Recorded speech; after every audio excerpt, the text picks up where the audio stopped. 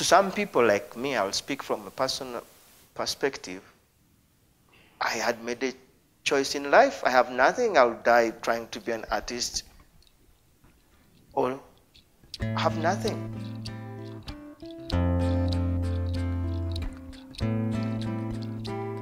This is a lifetime journey. I think somebody once said that you spend your life trying to make the one artwork that says what you wanted to say, and I think that will be my journey. It's to constantly look at how I'm making the work, what my process is, what the materials are, what the concept is, and refine that more and more so that I one day, please God, make the work that actually says what I want to say. For me, everything's a journey of exploration.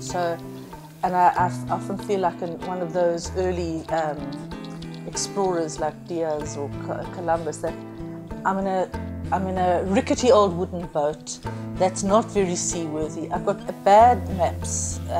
I've got poor navigational skills. I'm not, I don't really know a lot about the weather, and I certainly don't know where I'm going to. So often, that's how I approach most of my artworks. Is I don't know where I'm going to. I don't know what I'm going to discover along the line. I don't know what trouble I'm going to hit, and I just need to deal with it as it arises. So I suppose it's all about doubt and all about not knowing, but I quite like that. At the end of the day, you have to make a decision, but you never really trust yourself entirely. And I think if you're comfortable, then there's something wrong. That discomfort is important, because the discomfort is what propels one to try and understand it. Because if you're comfortable, then there's nothing to work with that. I think that's what makes an artist, actually. I think one of the most challenging thing also about being an artist is to accept that not every work you'll make will be successful. So you'll do crap work and you'll do really, really amazing work. The truth is that I think there's so much self-flagellation that goes with being an artist that I'm not sure if I'll ever get there. The days when I think, wow, you achieved something, and then I look back at the work and I think, oh my God, it could be so much better, and then I start again. You have to pay attention here.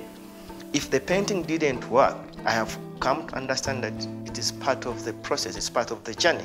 But the advantage I have, the byproducts of the process also can lead into creating another artwork.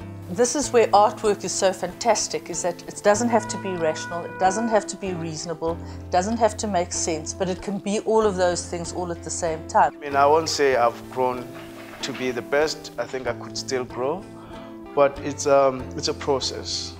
It's a process. I mean, I've been doing it for almost 20 years now, but I still feel like I need more. The space can grow bigger, that we can do interesting stuff. So it never stops. I think for me, I keep pushing boundaries because I want to get better. And I think as people, it's like you grow as a person. And as you grow, you learn about yourself. And as a person, you're not always in one state of your life where maybe in your 20s you used to do this, now maybe in your 30s you don't do that.